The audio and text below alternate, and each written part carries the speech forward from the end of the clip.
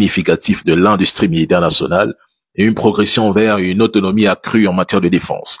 Cette indépendance stratégique en matière de défense est unique en Afrique de l'Ouest, à l'exception bien sûr du Niger et du Burkina Faso qui suivent également ce chemin. La famille. Le Mali est un pays confronté à l'agression du bras armé des élites occidentales. Lorsque ta maison brûle, quel est ton premier réflexe?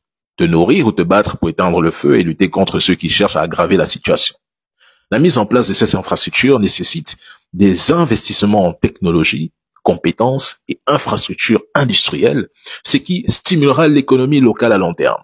Avec une production locale, le Mali peut garantir la disponibilité de ses ressources essentielles en cas de conflit ou de sanctions internationales, ce qui va faire quoi? Renforcer sa souveraineté en matière de défense et de sécurité. Et je le dis toujours, laissez-les travailler.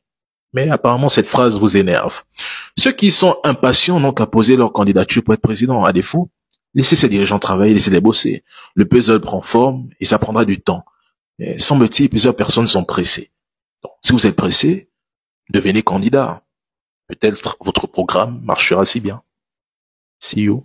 Emmanuel Macron, le franc CFA est un problème de sécurité nationale. Ce n'est pas une monnaie africaine, vu que c'est 3 Français qui l'ont créé. Il ne s'agit même pas de partenariat. Ah non, c'est une domination réelle. Et oui, les 3 piliers de souveraineté sont violés dans les pays francophones d'Afrique. Ceux qui disent qu'avec le franc CFA, on stabilise les prix. Mais vous m'amusez ou quoi? Des gens ne produisent rien, il n'y a aucune industrialisation. Mais vous voulez qu'on stabilise quoi au juste? Les cailloux?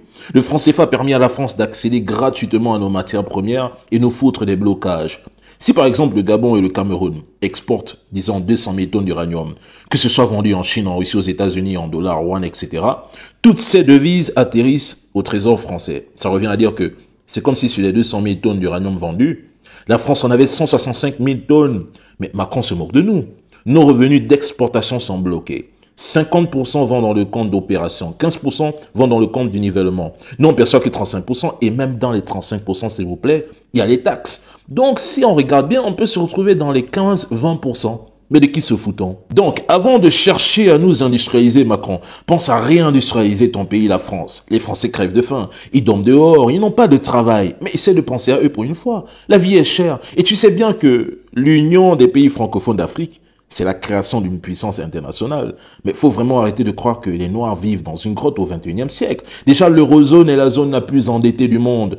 Mais de quel franc CFA donc vous nous parlez? Mais Macron, tu es tellement désespéré que tu t'accroches à l'Afrique et ses ressources en trompant ton peuple. Et tu sais que si nous, les Africains, s'unissent, personne n'osera nous parler fort. Et ça, c'est un fait. Et je tiens à vous dire ceci.